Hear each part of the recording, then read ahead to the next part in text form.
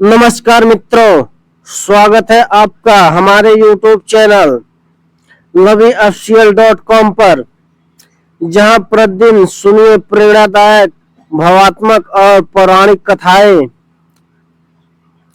आज हम लेकर आए हैं राम कथा का एक अमूल्य अध्याय, जनकपुरी में आगमन। तो आइए भावपूर्ण हृदय से इस कथा को सुने और प्रभु राम के चरणों में मन को अर्पित करे। भोर का समय था। पूर्व दिशा में हल्की हल्की अरुणामी छा रही थी। पक्षियों का मधुर कलरव वातावरण को जीवंत कर रहा था। तपस्वी महर्षि विश्वामित्र ने अपनी मंडली को एकत्र किया और कहा, पुत्र राम, पुत्र लक्ष्मण, आज हम मिथिलापुरी की ओर प्रस्थान करेंगे। वहां महाराज जनक का महान धनुष यज्ञ हो रहा है। तुम्हें उस अद्भुत दृश्य का साक्षात्कार कराना मेरा उद्देश्य है। राम और लक्ष्मण विनम्रता से झुक गए और बोले, गुरुदेव, आपका आदेश ही हमारे लिए वचन है। ऋषियों मुनियों की वह पवित्र यात्रा जनकपुरी की ओर बढ़ी। मार्ग में उन्होंने विशाला नगरी को देखा। नगर का वैभव अद्वितीय था। स्वर्णमणि से अलंकृत ऊंचे ऊंचे महल, सुंदर मंदिर, भव्य अट्टालिकाएं, सब मानो स्वर्ग से उतरे हों। चौड़ी और स्वच्छ सड़कों पर चलते हुए राम ने लक्ष्मण से कहा, भ्राताश्री, देखो यह नगर कितना सुव्यवस्थित है और सुंदर भी। निसंदेह यहाँ के शासक और प्रजा दोनों ही धर्म प्रिय और कर्तव्यनिष्ठ होंगे। लक्ष्मण ने सहमति में सिर हिलाया। धीरे धीरे वे सब विशाला पार करके मिथिलापुरी के समीप पहुंचे। नगर के बाहर एक मनोहर यज्ञशाला बनाई गई थी। उस यज्ञ मंडप का दृश्य अद्भुत था। विशाल वेदियों पर यज्ञ अग्नि प्रज्वलित हो रही थी और आकाश में वेद मंत्रों की मधुर ध्वनि गूंज रही थी। उस पवित्र वातावरण को देखकर राम का हृदय पुलकित हो उठा।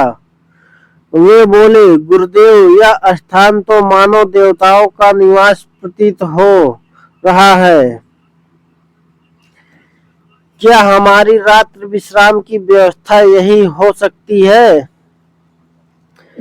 ताकि इन वेद मंत्रों की गूंज हमारे चित्त को निरंतर शुद्ध करती रहे। महर्षि मुस्कुराए और बोले, राम, तुम्हारा भाव अत्यंत पवित्र है। यही उचित स्थान है। इधर नगर में सूचना पहुंची कि महर्षि विश्वामित्र अपने शिष्यों के साथ मिथिला आ पहुंचे हैं। समाचार मिलते ही महाराज जनक स्वयं राजपुरोहित शतानंद को साथ लेकर यज्ञशाला पहुंचे।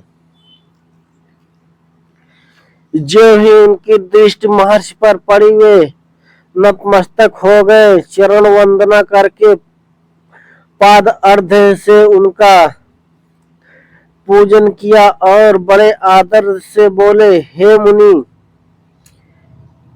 आपके चरण यहाँ पड़कर मिथिला का सौभाग्य जाग उठा। हमारी नगरी का कण कण आज पवित्र हो गया। कृपया करके हमें अपना सेवक माने। राजा जनक की विनम्रता देखकर विश्वामित्र प्रसन्न हुए, परंतु जनक की दृष्टि कुछ ही क्षण बाद उन दोनों अलौकिक बालकों पर ठहर गई, राम और लक्ष्मण। वे आश्चर्यचकित होकर बोले, हे मुनिवर, ये दोनों कौन हैं? इनके तेज से संपूर्ण यज्ञशाला अलौकिक हो रही है। इनके सौंदर्य की छटा देखकर तो ऐसा लगता है जैसे सिंह के शावक हो। वीरता और सौम्यता दोनों ही इनकी देह से झलक रही है। कृपया करके इनके कुल और परिचय से हमें अवगत कराए। महर्षि विश्वामित्र ने गर्व और प्रेम से मुस्कुराते हुए उत्तर दिया, राजन, ये दोनों कोई साधारण कुमार नहीं, ये अयोध्या नरेश महाराज दशरथ के पुत्र हैं। ये है रामचंद्र और लक्ष्मण। इनकी वीरता अद्भुत है। इन्होंने ताड़का जैसी भयानक राक्षसी का वध संहार किया, सुबाहु को मारा और मारीच को जैसे महाबली राक्षस को एक ही बाण में 100 योजन दूर समुद्र में फेंक दिया। मेरे यज्ञ की रक्षा हेतु इन्हें मैंने दशरथ से प्राप्त किया और इन दोनों ने अपनी बहादुरी और तेज से समस्त राक्षसों का नाश कर दिया। पराक्रम ही इन्हें इनके हृदय में विनम्रता, धर्म और मर्यादा का अद्भुत संगम है। आश्रम में रहकर इनकी सेवा भावना और नम्रता से सबका मन मोह लिया है। आज मैं इन्हें आपके इस अद्वितीय धनुष यज्ञ का उत्सव दिखाने लाया हूँ।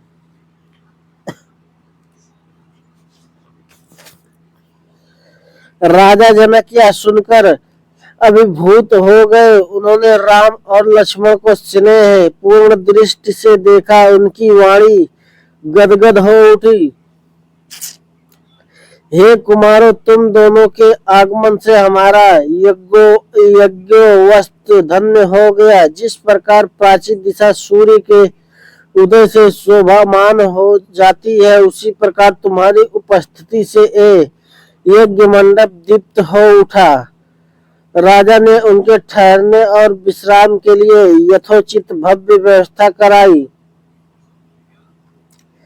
राजपुरोहित शतानंद ने स्वयं आगे बढ़कर उन्हें उनके स्थान तक पहुंचाया। राम और लक्ष्मण के शरण पाते ही मिथिला की धारा मानो और अधिक पावन हो गई हो। नगरवासी भी धीरे धीरे इस समाचार को जानकर यज्ञशाला की ओर आने लगे कि देखने चलो कौन है ये सुंदर तेजस्वी कुमार। इस प्रकार राम और लक्ष्मण महर्षि विश्वामित्र के साथ जनकपुरी पहुंचे। राजा जनक का अतिथि और श्रद्धा देखकर सबका मन भाव विभोर हो गया। यज्ञोत्सव के आरंभ की तैयारी होने लगी और इसी भूमि पर शीघ्र ही घटने वाला था वह ऐतिहासिक प्रसंग, भगवान राम और धनुष का मिलन, जिसके साथ जुड़ा है संपूर्ण मानव जाति का कल्याण।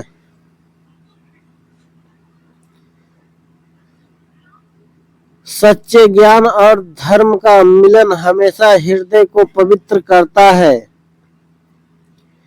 राजा जनक की भक्ति, विश्वामित्र की तपस्या और राम लक्ष्मण की विनम्रता हमें यह सिखाती है कि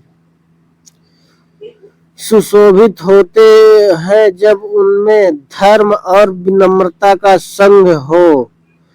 धन्यवाद मित्रों। यह कहानी कैसी लगी कमेंट बॉक्स में जरूर बताएं।